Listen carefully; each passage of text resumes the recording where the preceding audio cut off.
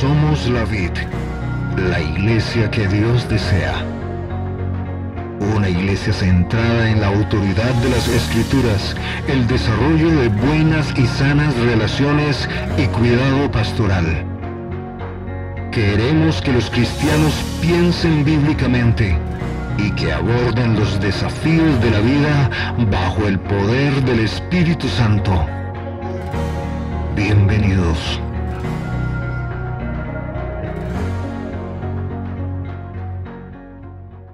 Qué privilegio es poder orar por un enfermo. Es que todos nos enfermamos en algún momento. Y es un privilegio porque sabemos que el Señor Jesucristo, desde su nombre poderoso, por su autoridad, puede cambiar la realidad física de una persona. Eso lo vemos en los evangelios. En el Antiguo Testamento vemos la gloria de Dios manifestada en misericordia, aún resucitando niños que habían fallecido. Y se nos ha encomendado orar por los enfermos. Y qué privilegio es ese, porque podemos ver al Señor manifestándose. Hoy Dios nos va a hablar, y fíjese en algo: nadie va a una iglesia solamente para dar acción de gracias. Por lo general, las personas acudimos a la iglesia con una necesidad interna, a veces muy dolorosa. Al final, buena cosa es que nos pasen cosas difíciles, y quiero decir que Dios nos va a hablar hoy. Piense por un momento en eso que es su aflicción, su preocupación, su malestar, su necesidad. Y quiere que Dios le hable. Necesita que Dios despeje su mente y que traiga claridad a su corazón. ¿Ya lo pensó? Ahora ore conmigo en voz alta. Precioso Padre, como soy tu hijo, por gracia, por misericordia y por terrible muerte de Cristo en la cruz, escuchas mi oración en esta mañana. Ahora, Señor, quiero decirte que soy un pobre de espíritu, que soy un sediento, que soy alguien tan necesitado hoy. Y he venido ante ti y necesito que me hables a través de tu palabra. Dirige al predicador, limítalo solo a tu mensaje, Señor, pero haz que esas pepitas de oro, ese mensaje que es para mí, lo pueda entender, lo pueda recibir y produzca en mí la vida que necesito. Te lo ruego en el nombre de Cristo Jesús. Me comprometo, Señor, que en los siguientes 40 minutos voy a estar atento. No me quiero distraer. Ayúdame, Espíritu Santo. Amén. Gloria sea nuestro Dios. Ese es nuestro compromiso. Nos vamos a comprometer a escuchar el mensaje de Dios. Y hace 15 días conocimos el primer viaje misionero que el Señor Jesucristo envía a sus 12 discípulos. Y algo interesante es que en ese primer viaje, y después de ellos ver, presenciar el poder de Jesús, Él los envía a diferentes regiones, pero los envía muy limitados. No les envía en un aván, en un equipo de logística, sino que por el contrario les dice que el desafío que ellos tendrían que enfrentar sería pender de la gracia del Señor.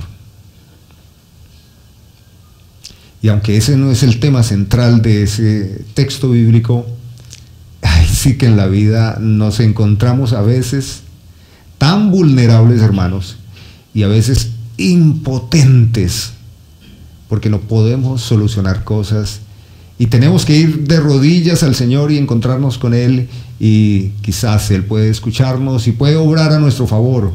Pero lo que sí es cierto es que hoy podemos recordar las palabras de David cuando él afirmó victoriosamente: no he visto justo desamparado, ni su descendencia que mendigue pan.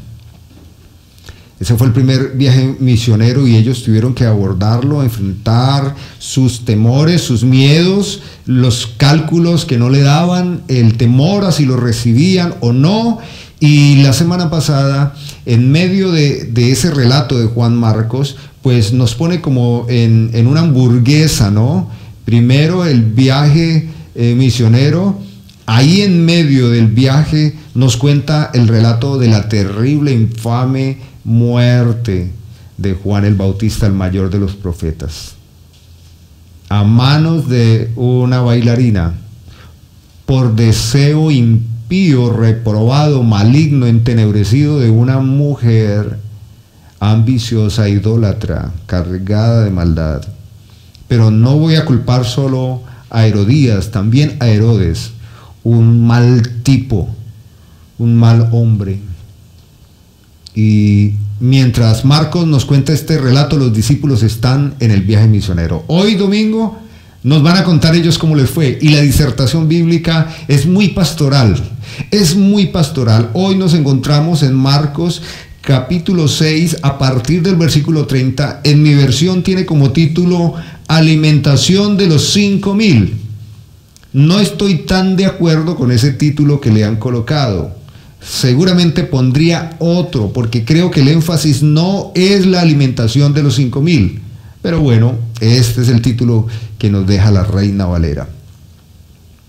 Es una disertación pastoral, y fíjese que por el mismo título podríamos nosotros hacernos expectativas muchas, y seguramente que muchos predicadores les dan diferentes aplicaciones. El deber, el esfuerzo del predicador no es tanto hallar aplicaciones, sino tratar de encontrar cuál es el tema central, cuál es la verdad que rodea todo este relato. Así que vamos a leer. Tome su Biblia, Evangelio de Marcos, capítulo 6. Voy a leer en voz alta a favor de ustedes. Si quieren pueden seguirme en la lectura. Evangelio de Marcos, capítulo 6, a partir del versículo 30.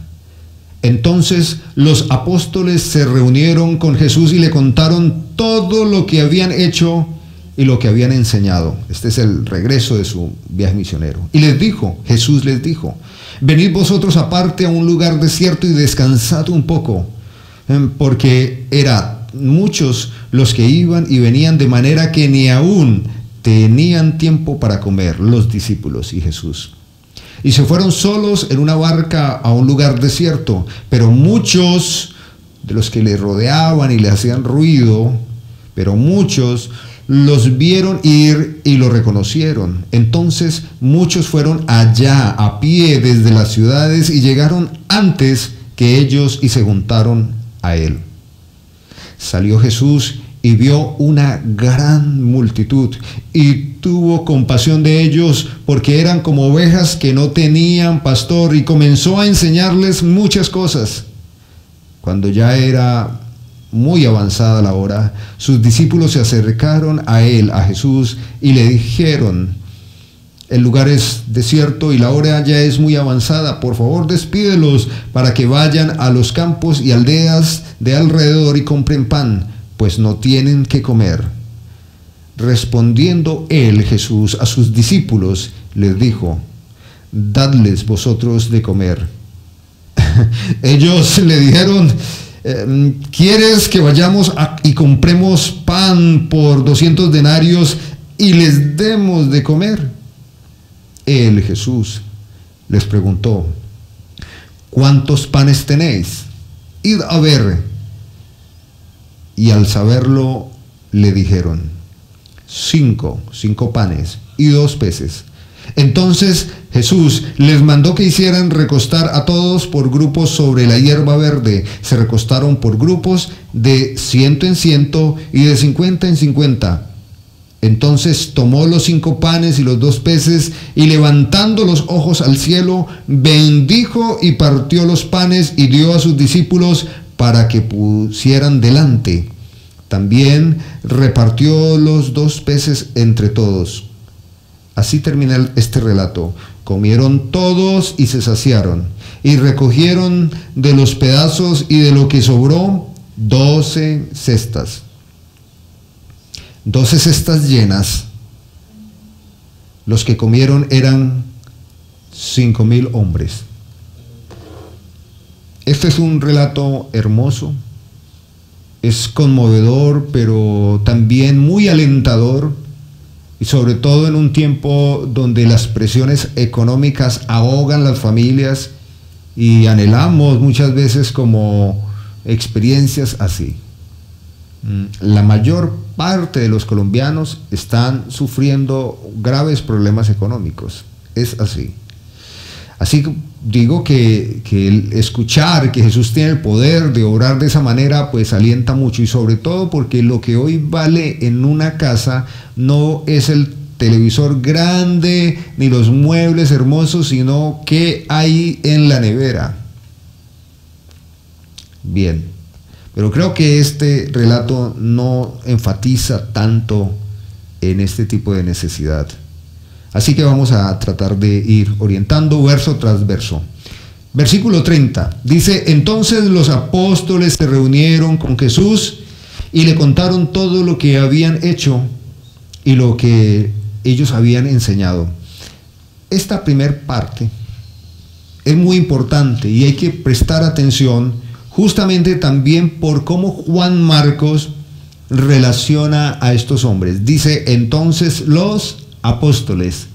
La palabra apóstol, ya bien saben ustedes que es enviado, ¿de acuerdo? Es que aquí también luego se refiere a ellos no como apóstoles, sino como discípulos. Así que esta enseñanza está desarrollada sobre dos encabezados: la conducta del cristiano, la obra del cristiano y el poder de Dios. Así tengo dividido este estudio bíblico. En el primer lugar, encontramos a los apóstoles, a los enviados, regresar de su primer viaje misionero. Juan Marcos habla de apóstoles porque ellos fueron enviados. Es muy importante, hermanos, notar, hacer lectura, identificar las maneras, las situaciones, la forma de pensar y de vivir los grupos sociales. Nosotros en la actualidad enfrentamos una batalla cultural muy fuerte, muy fuerte. Y es que el concepto del orden, el concepto de la autoridad, el concepto de los procesos o los protocolos no son tan interesantes para la gente de hoy, y tiene que ver con un énfasis cultural actual. Digamos que a partir sobre todo de la Primera Guerra Mundial, la comunidad mundial entró en la industrialización. Esto implica que las personas se apreciaban por su conocimiento y por su trabajo. Y para poder dar resultados favorables en un mundo que detonaba todos los días en guerra, pues las sociedades interpretaban la vida desde unos procedimientos, desde unas jerarquías, desde unas organizaciones para lograr objetivos.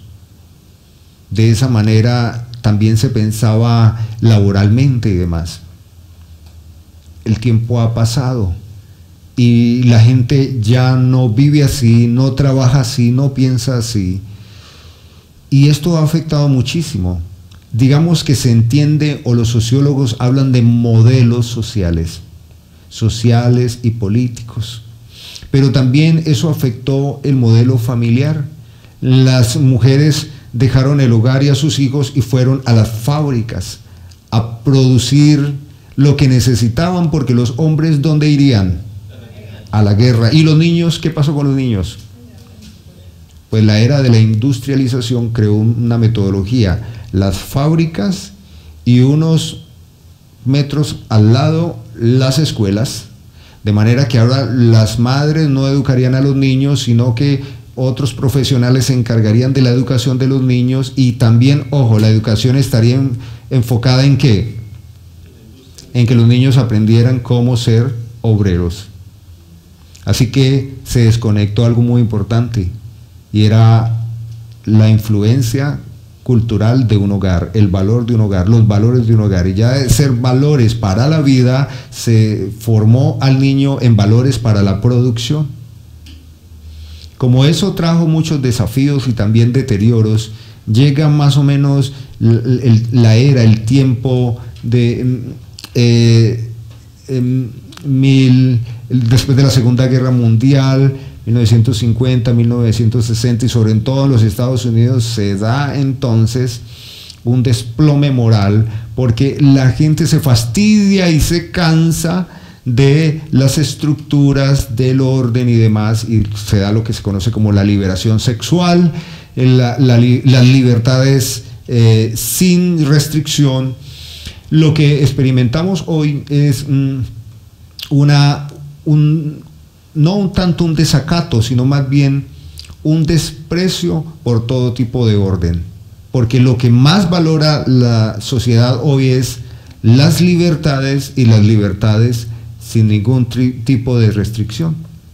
Anoche veía en las noticias que el presidente de Argentina toma una decisión y limita unas aparentes libertades que involucraban recursos económicos del Estado para que incluso los niños, no mayores de edad, sino niños, se les garantizara a libertad absoluta. Un niño de 13, 14, 15 años decir: quiero hacerme cirugías y amputarme porque me veo un cuerpo masculino, pero yo soy femenino.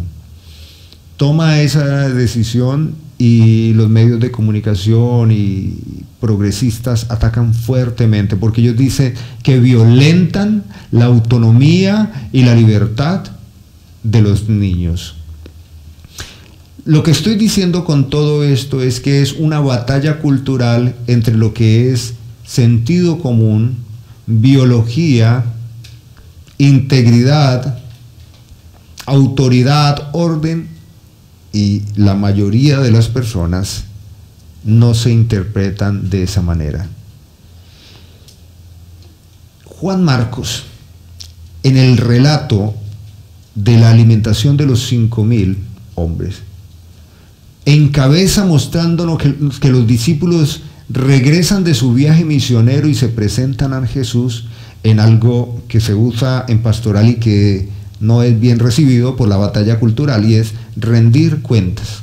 Es esto lo que hacen los discípulos. Regresan de su viaje misionero y le rinden cuentas o le dan un informe detallado a Jesús de lo que fueron a hacer como su primer viaje misionero. Entonces los enviados, los apóstoles, se reunieron con Jesús. ¿Jesús quién era? Su maestro, su Señor, y le rindieron informe, le contaron detalladamente. ¿Por qué digo detalladamente? Juan Marcos lo dice: todo lo que habían hecho y lo que habían enseñado. Esto es algo muy importante si nosotros como iglesia cristiana queremos restaurar las diferentes áreas de nuestras vidas. Y quiero enfatizar en esto, no solo desde el discipulado pastoral, sino que es raro encontrar a una madre o a un padre de familia que se sienta cómodo cuando sus hijos viven una vida disoluta. No es normal ver eso. No es normal ver eso. No es normal. Sino que son la 1, 2, 3 de la mañana y la mamá no puede dormir. No puede dormir.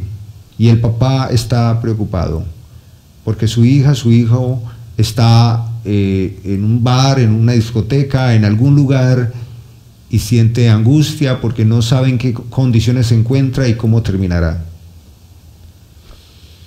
Cuando hacía mis prácticas recuerdo que estuve 6 meses acompañando a un pastor muy bonito, un hombre que guardo en mi corazón como un gran maestro. Me invitó a salir una tarde y se puso a llorar. Se puso a llorar y me sentí incómodo porque yo era un joven y él sería como casi mi abuelo.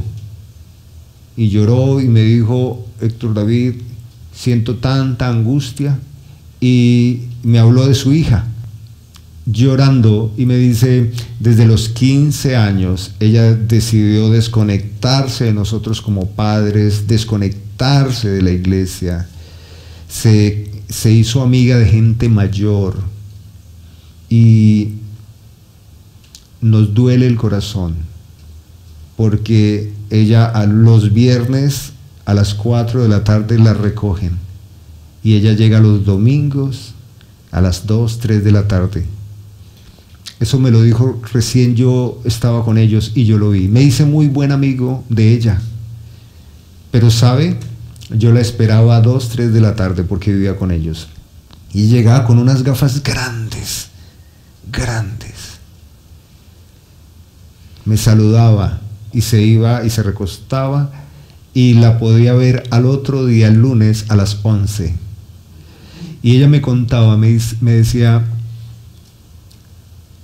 tomo pastas y bailo y despierto el domingo como a las 11, 12 en algún lugar. Y luego vengo y me ves y duermo y despierto. Esa era la vida de ella. Y me decía mi amigo pastor, me da miedo porque siento que si la entrego al Señor, Dios la va a cortar. Ay, qué terrible.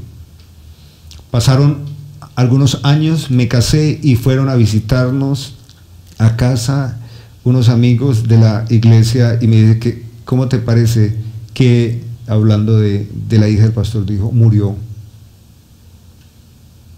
Su novio, un modelo muy conocido de la farándula del país, drogado, puso un arma sobre ella y la mató en un hotel importante del país. Esta historia tan desgarradora se la cuento porque todos los que somos padres de familia y tenemos afecto natural, anhelaríamos y anhelamos tener orden y tener respeto por parte de los hijos, tener credibilidad y poder influir en la vida de ellos. Pero la batalla cultural es que las personas no están interesadas ni en el orden, ni en la autoridad, ni en la norma, ni en la ética, la forma de proceder, ni mucho menos en los valores del reino. Y esto hace que la anarquía de este país lo desplome, porque primero se desploman las familias y luego toda la sociedad. Ahora, ¿por qué inserto esto? Si es Jesús y sus discípulos, justamente porque los discípulos de Jesús eran esposos, padres de familia, y ellos serían los que plantarían la vid, la iglesia que Dios desea, la iglesia de Jesucristo. Ellos tendrían que hacerlo, y tendrían que hacerlo reconociendo la autoridad del reino en Cristo Jesús, y a través de la autoridad del reino de Jesús comunicar un evangelio que no duraría unos meses, unos años. Parece que los discípulos interpretan muy bien el liderazgo de Jesús y actúan de manera apropiada. Entonces los apóstoles se reunieron con Jesús y le contaron todo lo que habían hecho y lo que habían enseñado. Si hace uno una lectura rápida, pues uno dice, pues charlaron de algo, pero no. Jesús tiene mucho cuidado de lo que es el evangelio, y Jesús se dedicó a aclarar el mensaje del reino y tuvo muchos tropiezos, muchas discusiones y problemas con los eruditos cuidando el evangelio. Es claro que los discípulos entienden que para Jesús el mensaje claro, limpio, es la prioridad. Ellos llegan y le cuentan a Jesús cómo lo hicieron. Maestro, pues me fue así. Lo hicimos de esta manera, tuvimos este inconveniente, en algún momento conversamos el evangelio y nos dijeron esto y encontramos esto y Dios nos ayudó de esta manera y aquí estamos, solucionamos de esta otra manera. Mientras ellos le están contando, le están entregando informe a Jesús, la gente viene y va, y todos hemos tenido esa experiencia de estar en una conversación importante, privada con alguien, pero llegan unas personas y otras preguntando o llamando o pidiendo un favor, interrumpiendo. Esa era la dinámica y la vida siempre de Jesús con sus discípulos. Siempre era así. Era una labor congestionada, pero en medio de la congestión, en medio de la multitud, había un discipulado. El Señor Jesucristo formando con toda claridad a aquellos hombres, ellos interpretando de qué se trata y asumiéndolo. Imagínense que los discípulos ven a Jesús con desinterés. Imagínense que para ellos ese viaje misionero es algo personal. Imagínense que para ellos ir y anunciar sería una idea personal, un testimonio personal. Imagínense cómo sería el deterioro, que es lo que podemos ver. La distorsión del mensaje. Por eso, hermanos, el discipulado es fundamental. Digo yo, en primer lugar, en la casa, en el hogar. Nunca es fácil discipular en casa. Nunca, hermanos, nunca. Pero debe ser el esfuerzo, el discipulado. ¿Qué es el discipulado? Es una formación integral de la cosmovisión del reino de los cielos. ¿Qué quiere decir? Que el discipulado tiene que abarcar cada área de la vida del hijo, de la hija. Tiene que ser así. Aunque los hijos se opongan, aunque ellos se incomoden, esta es la labor. Es importante hacerlo. Hay que reconocer y enseñarle a nuestros hijos que hay diferentes estadios de la vida y que no en todas las etapas de la vida consultamos con ellos. Hay momentos donde ellos tendrán que escuchar y seguir instrucción. Hay momentos donde ellos tendrán que escuchar y podremos pedir su opinión. Y hay momentos donde ellos nos escucharán y tomarán sus propias decisiones. Pero en todo caso, hermanos, es fundamental abordar este conflicto que es espiritual y que se evidencia socialmente, la batalla cultural, que es un desprecio por el orden, un desprecio por los principios, por los valores y por la autoridad. Ahora, en cuanto al discipulado en la iglesia, en el cuerpo de Cristo, tenemos suficiente datos, información a propósito por los mismos apóstoles. Y es importante. Por ejemplo, podemos considerar en Hebreos capítulo 13, versículo 17 nos dice esto, como un aspecto de la sana relación del cuerpo de Cristo. Obedecer a vuestros pastores y sujetaos a ellos, porque ellos velan por vuestras almas. Esa es una de las labores de los ancianos, velar por el crecimiento espiritual de la iglesia. Y lo hacen como quienes han de dar cuentas, para que lo hagan con alegría, sin quejarse, porque esto no es provechoso. Claro, por supuesto que el término sujetarse suena desagradable por la misma batalla cultural, pero en realidad sujetarse no debe ser ningún conflicto. Por ejemplo, nos sometemos a una prescripción médica, ¿no? El experto en medicina nos dice, mire, esta es la receta, estos son los jarabes, estos son los fármacos, debe tomarse las pastillas tales y tales y tales días. La gente lo hace, sigue la prescripción médica, sabe que casi no. La mayoría de las personas no siguen las recetas médicas, la mayoría no. Esto lo leí en una revista, donde aclaraban que no funcionan los tratamientos médicos en muchos pacientes, porque los pacientes los toman unos días y luego dicen, no más, no, me siento bien, se me olvidan, dicen, se me olvidan esas pastas, se me olvidan. Nota que es una batalla cultural, pero que está muy arraigada internamente. Pero no debería ser difícil someternos a las autoridades públicas, a un agente de tránsito, a las normas de tránsito, porque ellas están puestas para protegernos de un accidente. Creo que debería ser fácil hacerlo teniendo en cuenta su razón, pero ¿las personas lo hacen? No lo hacen. Y la iglesia cristiana posmoderna también plantea una nueva manera de hacer la fe, donde no hay autoridades. Ahora, voy a rápidamente explicar qué es autoridad. La autoridad de Jesús. Amén. Él es el Señor, Él es el esposo de la iglesia. Ya bien nos lo explicó el anciano Carlos en la clase de hermenéutica. Jesús es la autoridad. Y lo demás es autoridad delegada. ¿Qué entendemos como autoridad delegada? Simplemente responsabilidades. responsabilidades. Autoridad delegada es simplemente un rol de responsabilidades. En el rol de responsabilidades no hay jerarquía en valor por dignidad, no existe eso. Todos los seres humanos somos igualmente dignos delante de Dios, porque todos fuimos creados a su imagen y semejanza. Todos son ¿quiénes? Los cristianos y también los paganos. Todos los seres humanos somos igualmente dignos. Pero la autoridad como responsabilidades delegadas tienen que ver con que se puedan desarrollar de manera apropiada y cuidadosa los diferentes roles.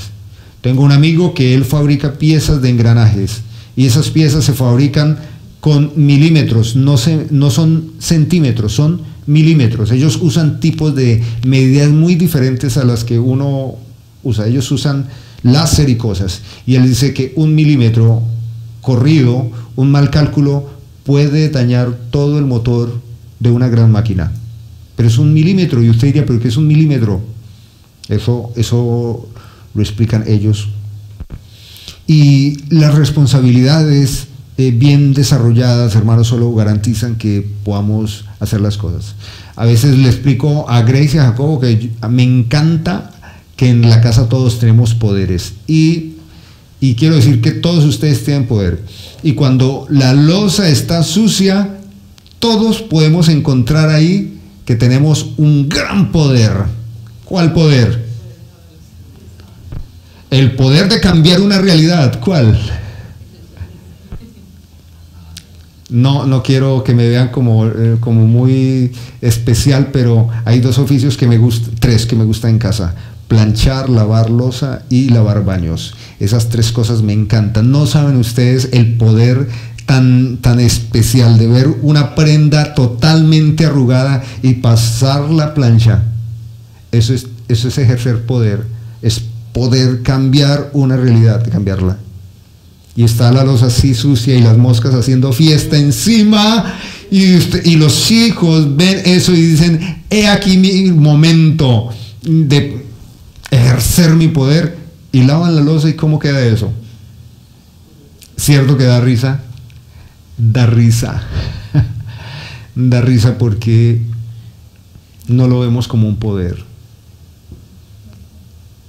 El poder que vemos es la libertad de hacer lo que queremos. Y sería bueno esa libertad si lo que queremos fuese justo, apropiado.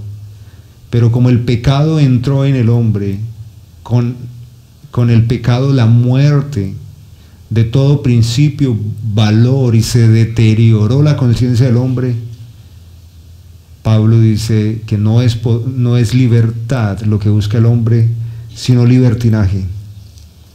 Una batalla cultural que tenemos que enfrentar la iglesia es, si entendemos la analogía que usa Pablo, hablando que la iglesia es como un cuerpo de Cristo, donde no todos somos lo mismo. Unos son palancas, manos, brazos, otros pies, otros ojos, bocas, pero dice, pero ¿qué? Cristo es la cabeza y el cuerpo de Cristo somos interdependientes.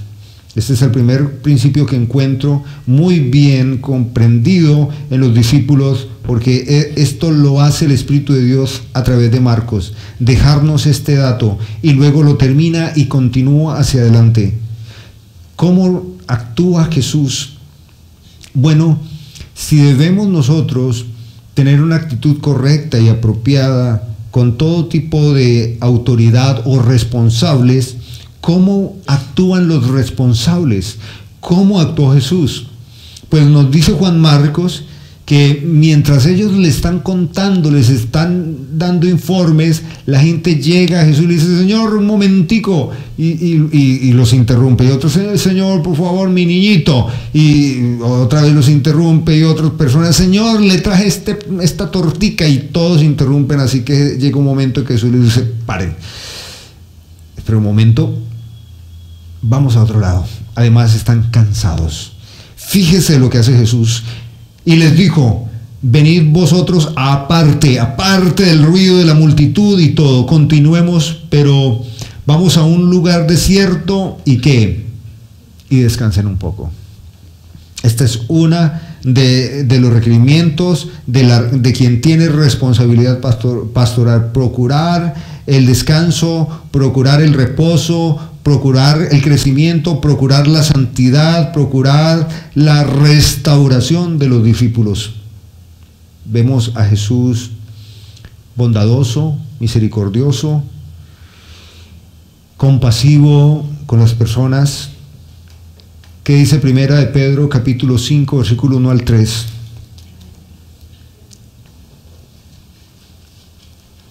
Ruego a los ancianos que están entre vosotros, yo anciano también, con ellos y testigo de los padecimientos de Cristo. ¿Qué les ruega? Que soy también participante de la gloria que será revelada. ¿Qué les ruega? Versículo 2. Cuidad, apacentad de la grey de Dios que está entre vosotros, cuidando de ella no por fuerza, sino voluntariamente, no por ganancia deshonesta, sino con ánimo pronto, no como teniendo señorío sobre los que están a vuestro cuidado, sino siendo ejemplos de la grey. Fíjese que ninguna responsabilidad llega como un lujo, sino que toda responsabilidad implica un trabajo en bienestar del otro, cosa que es muy, muy difícil. Muy, muy difícil. Otra vez pensemos en el contexto del hogar. Se casa la pareja, les nacen los hijos y toda la crianza de los hijos es un duro trabajo, ¿o no? Duro trabajo, este es el término, duro trabajo, porque los amamos. Si no ama a los hijos, simplemente los deja, los abandona. Mucha gente hace eso, los regala. Pero si es un padre, una madre con afecto natural, tendrá que abordar un duro trabajo. Que se nos enferman los niños a las 2, 3 de la mañana y hay que llevarlos al médico. Que hay que llevarlos al colegio, que son buenos en unas áreas, en otras asignaturas son malos, que les hacen bullying, que son canzones, que me salió el hijo hiperactivo, de todo.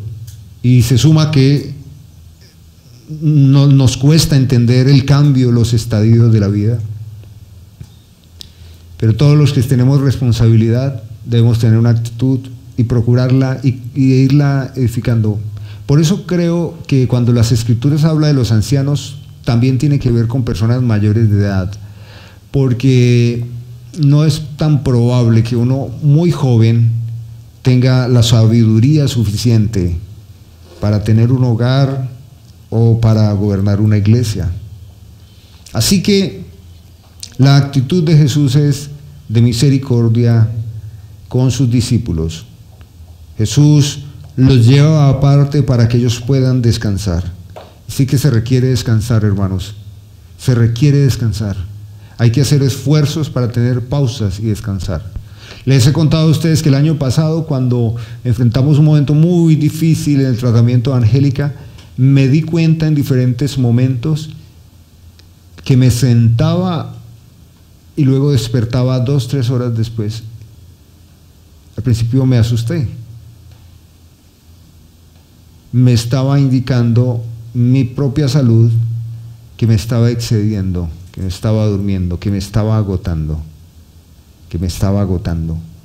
A veces no lo notamos, son tantas las responsabilidades, las actividades, y hágale, y el mundo nos exige, y la gente nos exige, los hijos nos exigen, la iglesia nos exige, todo nos exige, y de repente nos podemos infartar,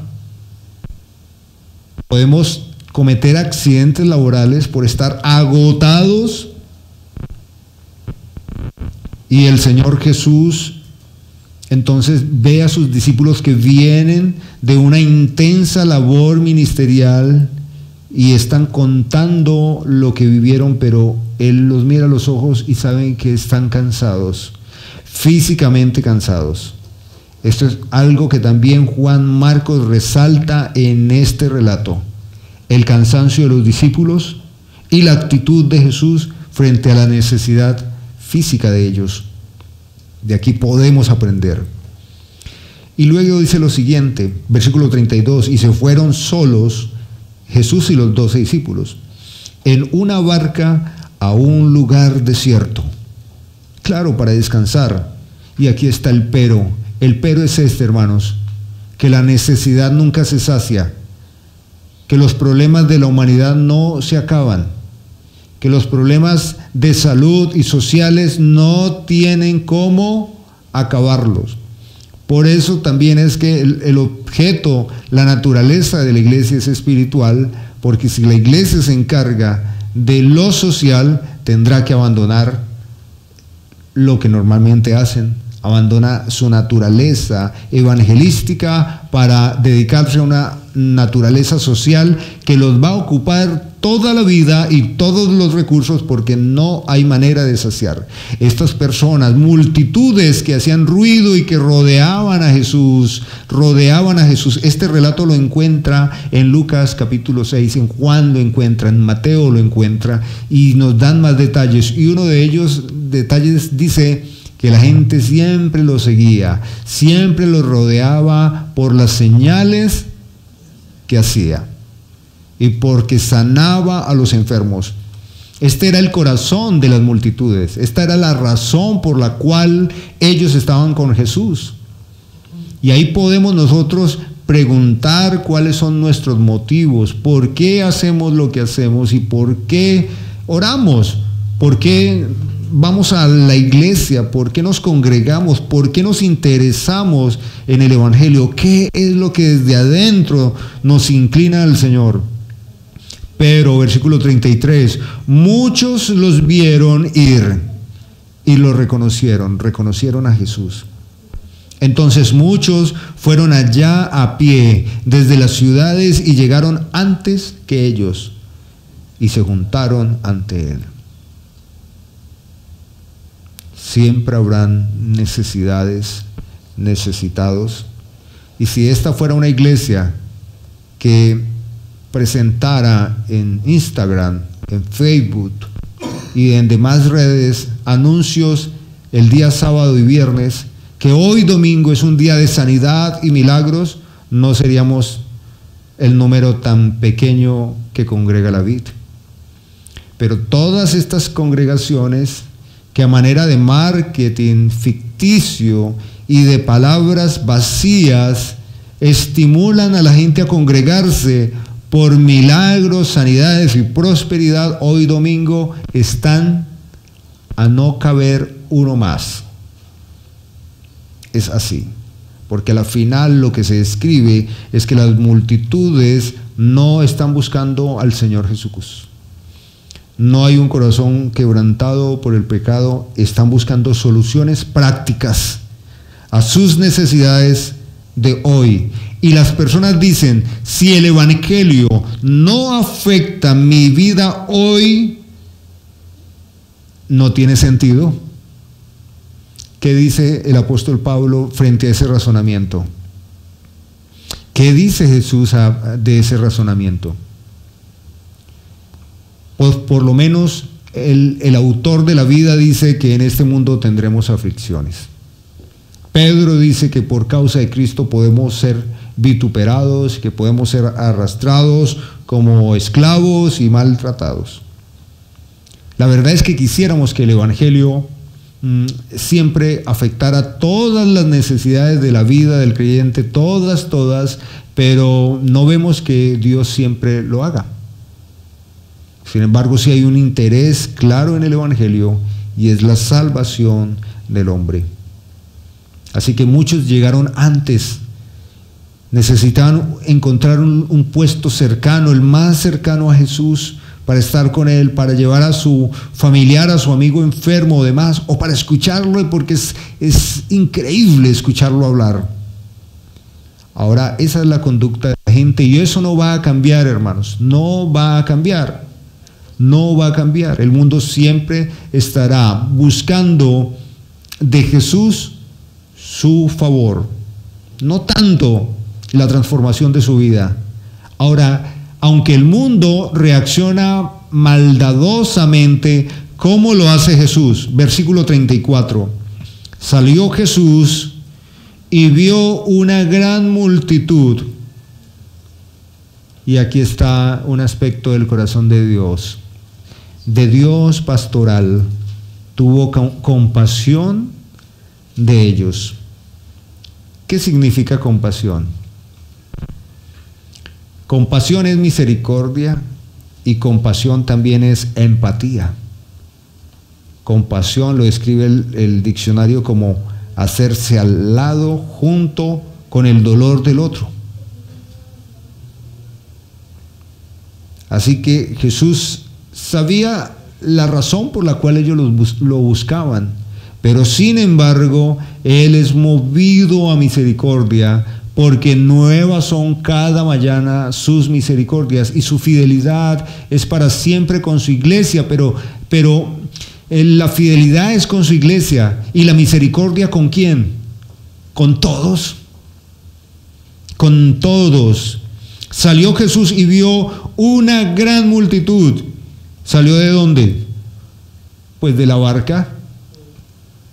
Porque mientras ellos llegaban, la multitud ya estaba sentada esperándolos. Y tuvo compasión de ellos porque eran como ovejas que no tenían pastor. Tuvo compasión de ellos. Pero es interesante el dolor de Jesús. El dolor de Jesús es porque esta multitud estaban a merced de todo tipo de engaños, de todo tipo de falacias dadas por los líderes religiosos de la época. Yo creo que ustedes han conocido personas así. Yo he conocido a hartas personas y nos duele el corazón.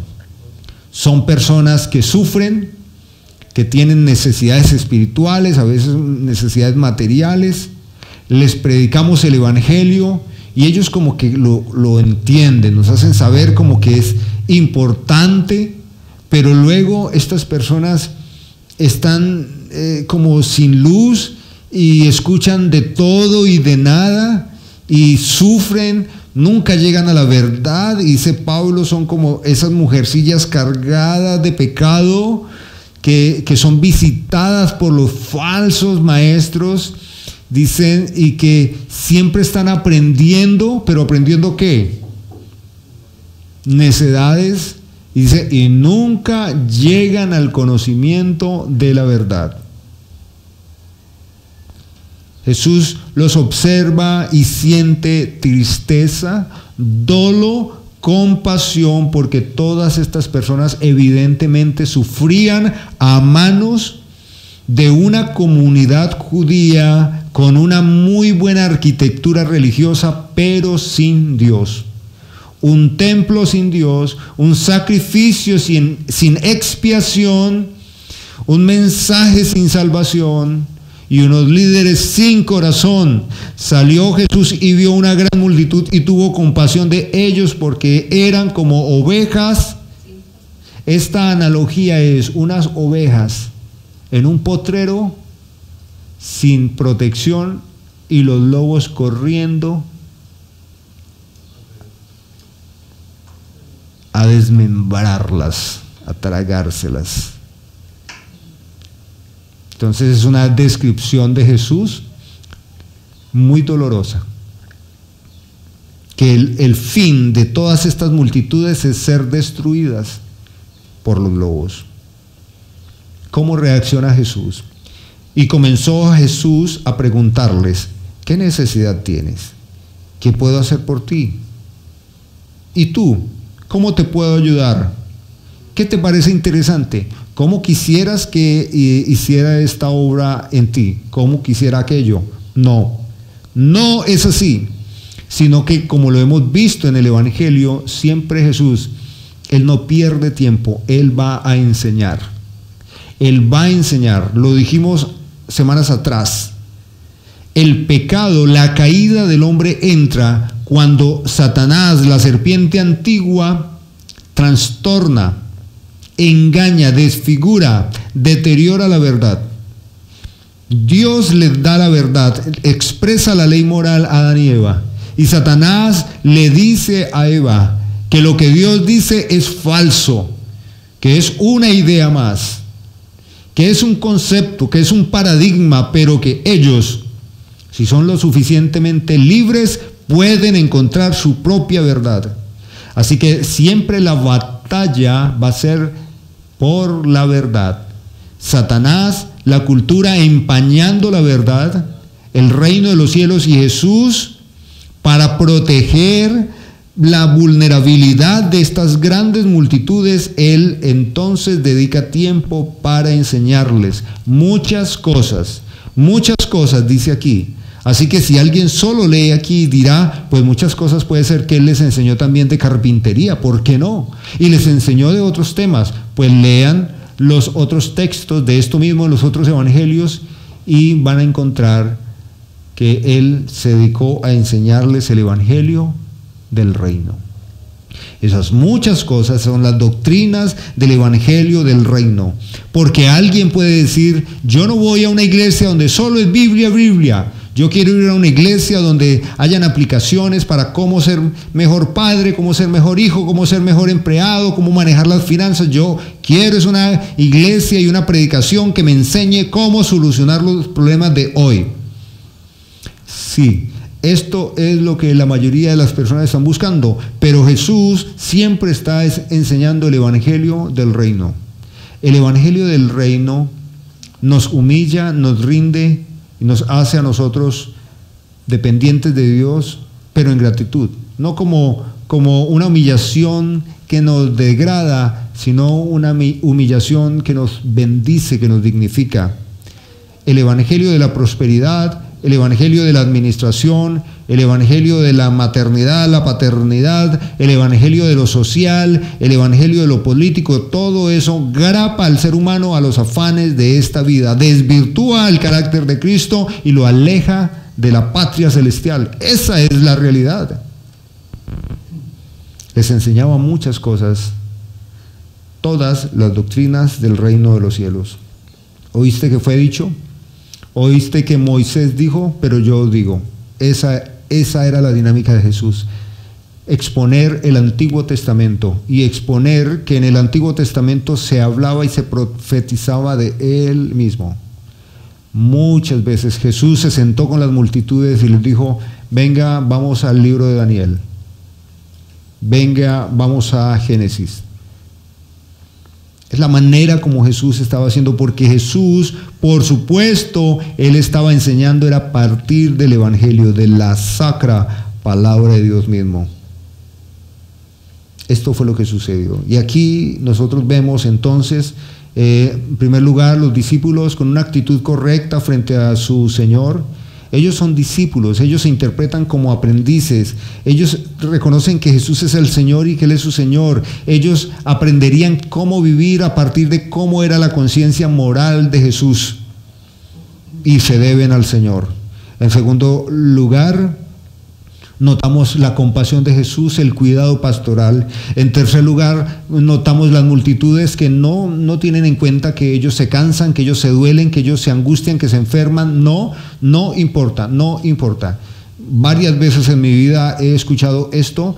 Las personas dicen que el pastor o los ancianos tienen que estar siempre disponibles, porque eso es su trabajo, y yo creo que nosotros siempre tenemos que estar disponibles en la medida de nuestras posibilidades, pero no siempre estamos disponibles aunque queremos, y a veces nos enfermamos, nos agotamos, gracias a Cristo porque por lo menos Él tiene en cuenta eso, y luego vemos que esas multitudes que no están tan interesados en lo que pasa en la vida y el corazón de Jesús y sus discípulos, quienes no les interesa si aún tienen tiempo para comer, luego rodean a Jesús, y Jesús, que es el Señor compasivo, les enseña.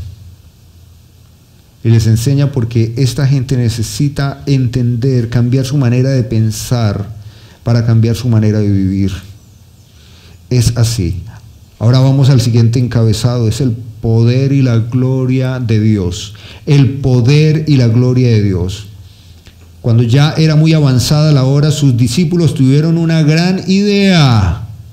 Se acercaron a Él y le dijeron, El lugar es desierto y la hora ya es muy avanzada. Despídelos para que vayan a los campos y a las aldeas alrededor y compren pan, pues porque no tienen que comer. También podemos decir que la actitud de ellos aquí es correcta. ¿Por qué? Porque aunque las multitudes no se preocupaban si los discípulos comían o no, o Jesús comía o no, porque cada quien era ahí, que Jesús les solucionara y los discípulos les solucionaran las cosas, porque tengan en cuenta esto. Jesús era el Señor y el poder, de Él emanaba el poder. Pero ¿quiénes eran la logística? Jesús decía, hágase esto, y mostraba la gloria y el poder de Dios.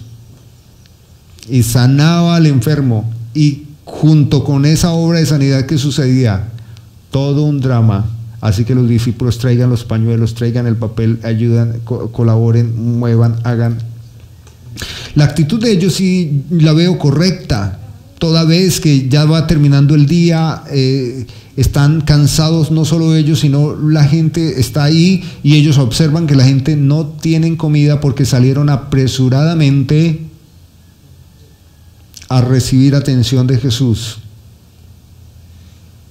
Creo que la actitud de ellos se comprende, porque Juan Marcos dice, como ya era muy avanzada la hora, nos da el argumento de la preocupación de los discípulos. Es buena la preocupación, Señor, esta gente necesita comer. Está bien, yo creo que es una buena manera de considerar a los demás. Lo que es aquí preocupante es la manera como Jesús va a responder. Esto rompe el molde, la lógica de las cosas. Y este es nuestro segundo encabezado, ese poder y la gloria del Señor. ¿Cómo responde Jesús? Versículo 37, respondiendo él, Jesús les dijo, denles ustedes el almuerzo, denles ustedes de comer.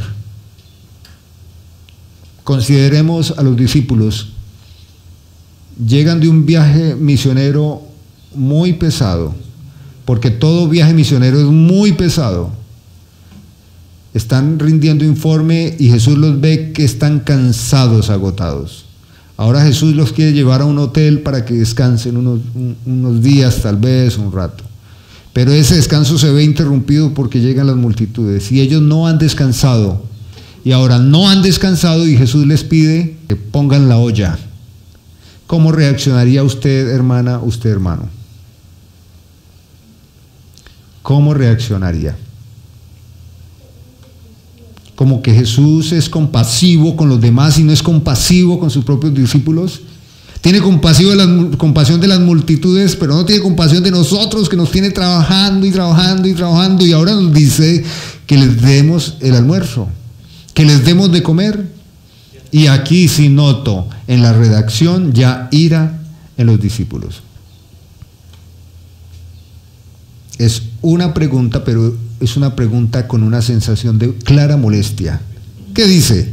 Ellos le dijeron, ¿quieres que vayamos y compremos pan por 200 denarios y les demos de comer? Voy a hacer un paráfrasis de entiendes que estamos agotados, Jesús, que estamos muy cansados, pero quieres que aún con todo y nuestro desgaste vayamos a hacerle comida o comprarle a 5,000 hombres, que no eran 5,000, sino que estaban sus mujeres y sus hijos, nos dice Juan capítulo 6. Y además de esto, Jesús, ¿no tienes en cuenta que tenemos solo 200 denarios? ¿Era poquito dinero o mucho dinero? ¿Qué saben ustedes?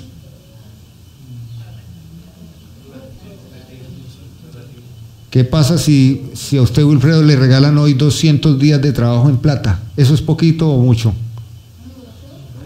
Que me los den a mí, que a mí me parece eso hoy buena plata. Pero ¿qué es esto? Preguntan los discípulos. ¿Qué son 200 denarios para tanta gente? Yo creo que sí da molestia un escenario de agotamiento ministerial y que al lado de eso Jesús haga una pregunta esa, uno podría sentir que se está burlando de uno, de la capacidad del esfuerzo, humanamente, porque lo que estoy tratando es que ustedes hagan una lectura de seres humanos frente a este texto. Un denario era el salario de un día de trabajo, y en esa época, ¿cuántas horas era un día de trabajo? No las que están recortando acá en Colombia. En esa época un día de trabajo eran 12 horas, y un denario era una moneda de plata con la que se pagaba ese día de trabajo.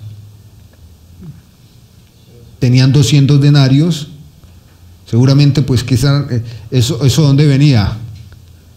Pues de las ofrendas, de las multitudes de los hermanos, de la gente. En Lucas nos dice de algunas mujeres viudas y ricas que apoyaban el ministerio. Así que había un fondo, había una bolsa con dinero, y era lo que tenían. Pero Jesús les responde a ellos no con el tema del dinero, sino es ¿qué comida tienen? En otro evangelio nos dice que le dicen a Jesús, por aquí hay un niño que tiene una lonchera, y en la lonchera tiene 5 panes y ¿cuántos peces? 2 pescaditos. Es como que enternece ese dato, ¿cierto? La situación no era dinero, la necesidad era comida. La manera como entendían racionalmente los discípulos es que la comida no surge de la nada, ¿o sí? De la nada no surge nada, y de la nada no surge comida. Así que ellos en su lógica administrativa pues consideran que tienen 200 denarios. ¿Dónde van a comprar comida para tantos? Es un razonamiento. ¿Dónde van a conseguir? ¿Cuánto tiempo va a durar entre ir y conseguirla y traerla? Y además de eso, 200 denarios no es suficiente para tanta gente. Yo veo, hermanos, que el Señor nos pone en situaciones así. El Señor nos pone en situaciones que no necesariamente tiene que ver con comida o dinero, puede ser de todas las formas. Yo les estoy hablando y ustedes están pensando en esas situaciones en las que Dios les ha puesto. Y sabemos que son situaciones de impotencia porque decimos, ¿y cómo? Y algunos decimos, solo un milagro de Dios, solo un milagro de Dios. Pues he aquí esto, hermanos. Jesús les pregunta, ¿cuántos panes tenéis? Y ellos dicen, 5 y 2 peces. Entonces les mandó que hicieran recostar a todos por grupos sobre la hierba verde. Esta es la gloria de Dios, hermano. O este hombre está desquiciado, este hombre se está burlando de la gente, o es la gloria de Dios encarnada. Los manda a sentar. ¿Qué es esto? Múltiples picnic de 50 y de 100, de 50 y de 100, hasta llegar a 5,000. ¿Sí? Llegaron a 5,000. ¿Hasta cuántos llegaron? Mateo 14:21. Ese es el dato, porque no quiero que piensen como que especulamos.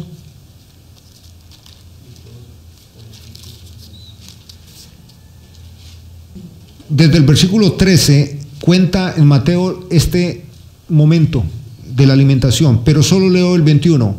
Los que comieron fueron como 5,000 hombres, ¿qué dice? Sin contar las mujeres ni los niños. Que no es que se especula, no es que dice, no, es que históricamente era esta equivalencia, no, es que el Evangelio de Mateo nos dice esto. Hicieron un picnic para familias entre 50 y 100. Entonces, sin contar mujeres o los niños, no son 5,000, solo que por cultura, por protocolo, por la ética social que se manejaba, se contaban solo los hombres. Ya. Y no digamos que es que no se valía la mujer, no, esos eran los modos que se utilizaban y así lo hacían.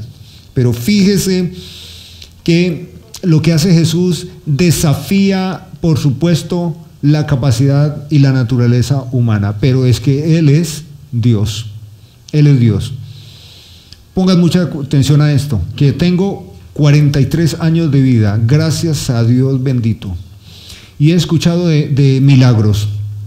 He escuchado de milagros y creo que Dios tiene el poder de hacer milagros. Y en algunos momentos de mi vida he orado al Señor por milagros. Sé que Dios es milagroso, pero no todo lo que sucede son milagros. No todo lo que sucede son milagros. Y yo creo que lo último que debíamos creer es a los predicadores que están tratando de persuadir a la gente a partir de milagros. Porque el milagro es un influjo divino, porque el milagro es una determinación divina, porque el milagro no tiene que ver ni siquiera con la voluntad, el deseo, el buen corazón del creyente, sino de los propósitos eternos de Dios en las personas. Yo creo, hermanos, que Dios puede hacer milagros. Hoy los puede hacer. Claro que sí. Creo que Dios puede hacer milagros. Pero nunca en mi vida, hermanos, he leído ni he visto de que un hombre que promueve el evangelio a partir de milagros haya convertido 3 hamburguesas para 400,000, 500,000 personas, 50,000, 60,000 personas en un estadio. Nunca he visto eso. Nunca he visto que conviertan 3 hamburguesas en 60,000 hamburguesas. Nunca. Lo que yo creo es que cada una de estas señales aquí en los evangelios nos da constancia del poder glorioso de la persona de Dios encarnada, Jesús. El milagro no lo hacen los discípulos solo asisten a Jesús. Los discípulos son confrontados nuevamente por Jesús, porque estos discípulos fueron enviados a predicar el evangelio del reino, pero en ellos todavía había incredulidad. En ellos todavía había dureza de corazón.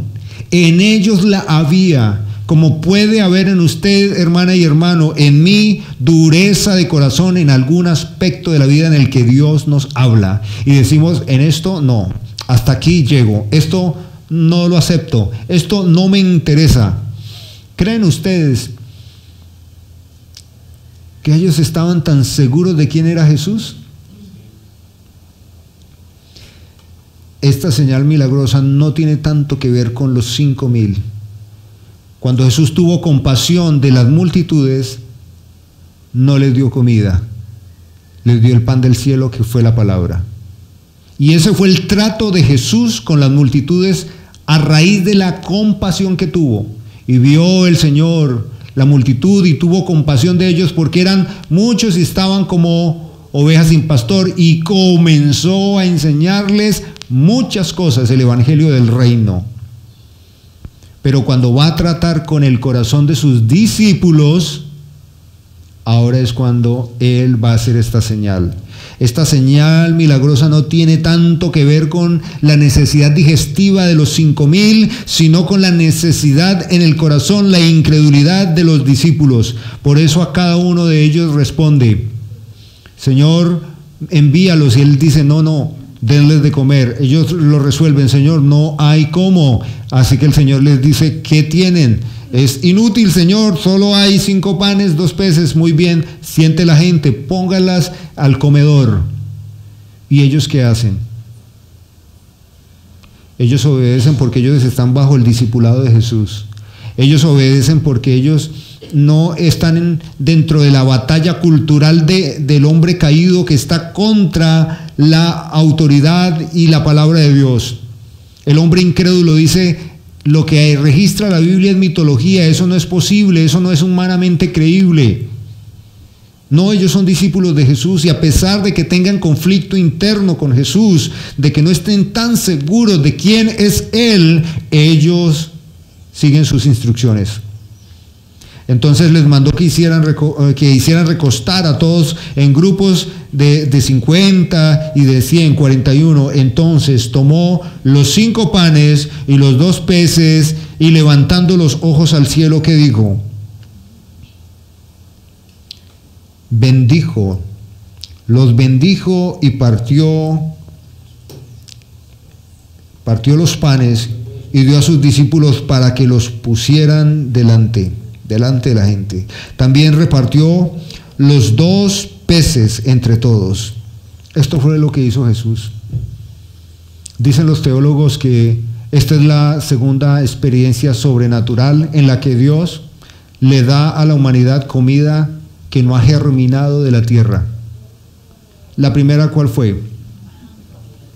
En el desierto, recuerda el maná. El maná no fue semilla que germinó de la tierra, bajó del cielo. Y el maná fue a la vez una analogía del pan del cielo. Dice Jesús, yo soy el pan del cielo. Lo remonta allá al hecho histórico. Ese fue el primer alimento que Dios bajó del cielo para la digestión, pero siempre hablándoles del pan de vida. Y el segundo es este es el segundo. Esta comida, no sé cómo supo, pero esta gente tuvo una experiencia maravillosa y ni siquiera lo notó, ni siquiera se dieron cuenta que esto era una gloria que solo ellos verían. No conozco en la historia presente registros actuales de comida que ha venido del cielo de esta manera. Este milagro no se ha repetido. Y si alguien dice, sí, porque hoy lo vivimos cuando la iglesia se reúne y todos ponen, y si todos ponen, entonces se crean grandes bendiciones. Eso no es un milagro.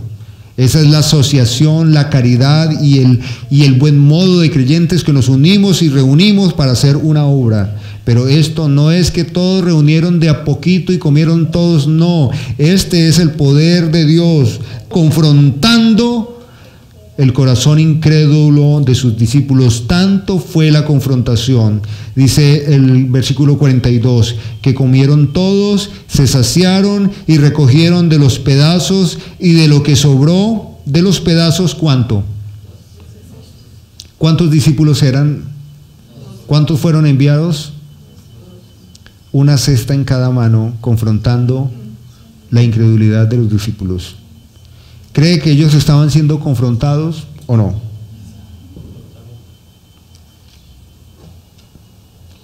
La próxima semana veremos a Jesús andando sobre el mar. Pero dice Juan Marcos que ellos se aterraron, se maravillaron al ver a Jesús andando sobre el mar.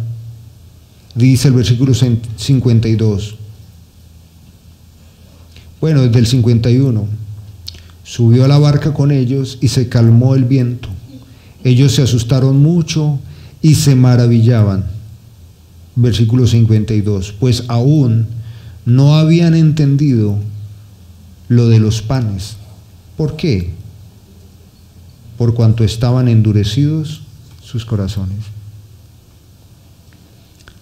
Lo cierto es esto, que si alguien no interpreta el Evangelio de Jesucristo por la enseñanza de Jesucristo, ni aunque se multiplicaran 3 hamburguesas en 5,000 hamburguesas, tampoco creerían. Si no se persuaden por la palabra del Evangelio, no se van a persuadir ni aun si se les aparece un ángel.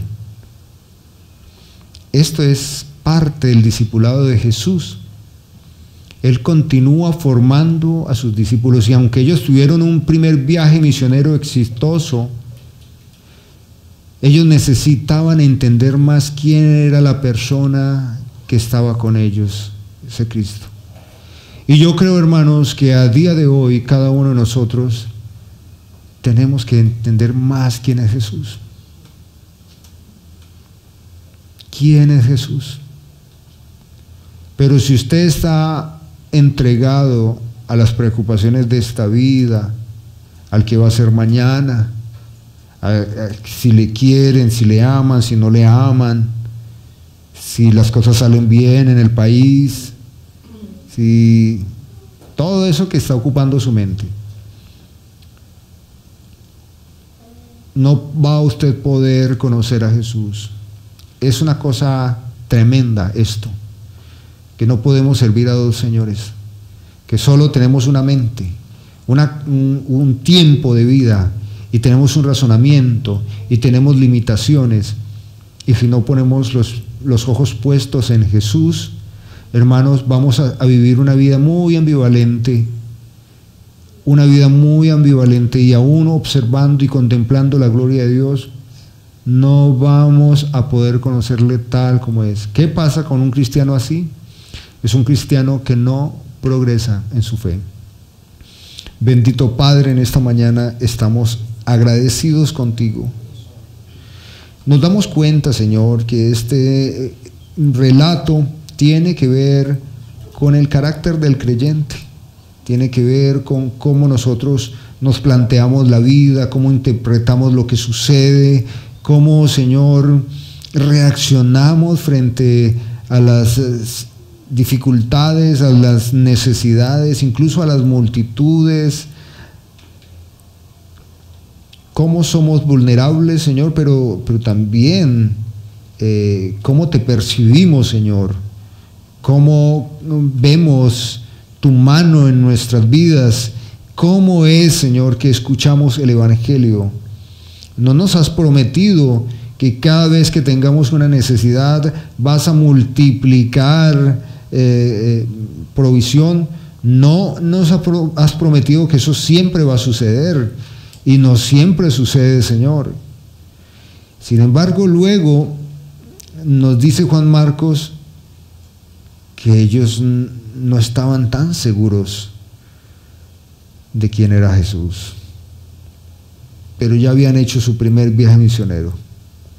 Sin embargo, tú no los descartas, tú no los repruebas, continúas discipulándolos, continúas formándolos, Señor, y te pido en esta mañana a nuestro corazón que nos ayude, Señor. Esta iglesia es muy bonita, la vid es la iglesia que tú deseas, Señor, y cada uno de los presentes, aunque batallamos con algún asunto de la vida, Señor, reconocemos que tú eres nuestro Dios, tú eres nuestra esperanza, y en ti confiamos, Señor. Haz, Dios, que este momento de tu palabra cale profundamente en nuestros corazones, en aquello que es nuestra incredulidad. Te lo ruego, Padre, en Cristo Jesús. Amén. Somos la vid, la iglesia que Dios desea. Una iglesia centrada en la autoridad de las Escrituras, el desarrollo de buenas y sanas relaciones y cuidado pastoral. Queremos que los cristianos piensen bíblicamente y que aborden los desafíos de la vida bajo el poder del Espíritu Santo.